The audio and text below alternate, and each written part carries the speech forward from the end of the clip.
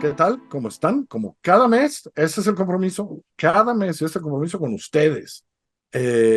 Mónica Meltis de Data Civic y yo conversamos sobre el reporte mensual que saca Votar entre balas, así se llama, Votar entre balas, porque es lo que, por desgracia, vamos a hacer en el país el próximo año.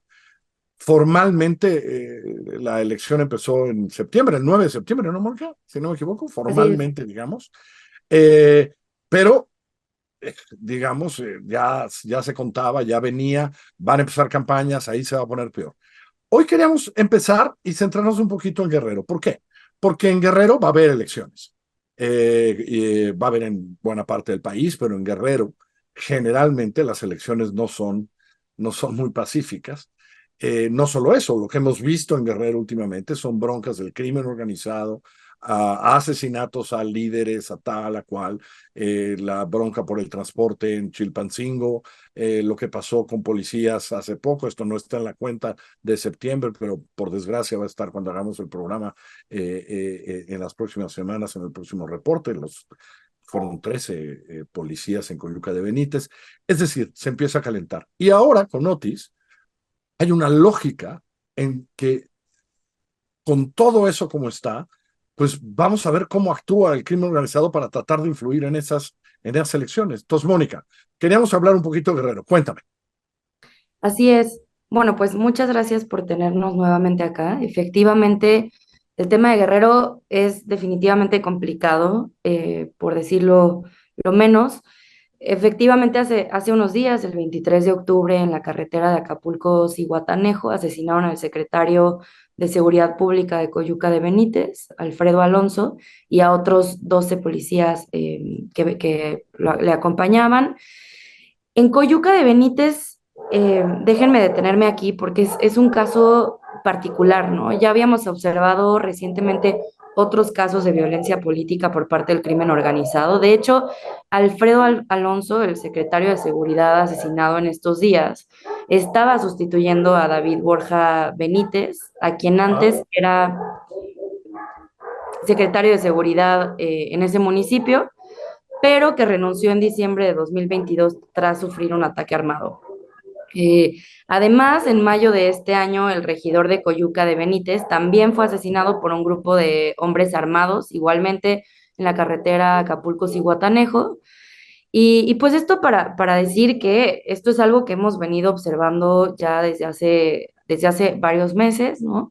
El caso de Guerrero es un caso que hemos documentado con particular atención en Votar entre balas, decir que Guerrero es el segundo estado en donde hemos observado más víctimas de violencia político-criminal en México, solo después de Veracruz, ¿no? Entonces, nada más esto para dimensionar que efectivamente Guerrero es un estado bastante complicado en términos de la violencia política criminal que observamos, que no solamente se concentra en las elecciones, hay que decirlo, sino que se mantiene a lo largo del periodo de administración pública y que no solamente afecta a las personas que están contendiendo por un cargo o que han sido candidatas, sino que afecta particularmente a personas funcionarias públicas, ¿no? Y algo que hemos venido también hablando en este espacio, Carlos, contigo y con tu audiencia, tiene que ver con justamente entender que hay digamos, las personas funcionarias que trabajan en temas relacionados con seguridad pública son objetivos bastante particulares para los grupos de crimen organizado, al menos con respecto a lo que hemos podido documentar desde Votar entre balas, ¿no? Comentarles claro. que Por eso fue muy importante que Votar entre Vales lo amplió no solo a candidatos, no solo a tal, sino a este tipo de funcionarios, porque esa bronca sigue sucediendo, ¿no? Y nada más, una pausa, no te quiero interrumpir, quiero que sigas, pero para la gente que no son chilangos como nosotros y no ahí van a Acapulco, Coyuca de Benítez es Acapulco de muchas maneras, es otro municipio, pero es el municipio pegado a Acapulco, donde muchísimos trabajadores de Acapulco y tal viven, donde hay lugares para ir, etcétera, etcétera, y que es camino hacia Guatanejo. Entonces, esa bronca importa. Nada más quería aclarar, no, porque decimos Coyuca de Benítez, no, no, no. Coyuca Benítez de muchas maneras es parte de este Acapulco. Por cierto, es junto con Acapulco el municipio más dañado por Otis. Sigue, ahora sí. Así es, justamente lo que vemos en términos de la violencia que viven las personas funcionarias es que, así como les mencionaba, o sea, hay una, digamos, ciertos objetivos que se vuelven para los grupos de crimen organizado, que en realidad tiene, digamos, sentido lógico en términos de cómo el crimen organizado busca influenciar no solamente durante las elecciones, sino también durante el periodo de las administraciones públicas, ¿no? De los grupos, digamos, de las personas que nosotras hemos documentado o los ataques que hemos documentado en Votar entre Balas, desde 2018 a la fecha van 142 víctimas de violencia política. Les mencionaba que Guerrero es el segundo estado en donde hemos observado más víctimas de violencia. 142 víctimas del 18 para acá en Guerrero. 142 en Guerrero y la mitad de este 142, que esto es, creo que es muy importante recalcarlo, son personas funcionarias públicas. Específicamente el 27% de todas las víctimas de violencia política en Guerrero han sido funcionarios de seguridad, específicamente, seguidos por funcionarios que no están relacionados con temas de seguridad pública, pero que son funcionarios que no contendieron a un cargo, por un cargo, ¿no? O sea, que no atravesaron un proceso electoral, que son funcionarios, digamos, eh, que están ejerciendo la administración pública, ¿no? Y bueno, le siguen ahí sí. Digo, es increíble cómo, a ver, cuando matas a 13 policías y al jefe de la policía de un municipio como Coyuca de Benítez, es obvio que hay un grupo al que le molesta enormemente lo que está haciendo esa policía.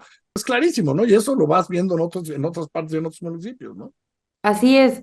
Y creo que otra vez regresa, aparte de lo que también hemos discutido en este espacio, sobre cuál es el papel de los grupos de policías a nivel más local, ¿no? O sea, vemos, por ejemplo, México actualmente hay, de los municipios que tenemos, 200 municipios en el país no cuentan con una seguridad, con policías o Con elementos un de cuerpo seguridad. policíaco. No cuentan con policías, básicamente, ¿no?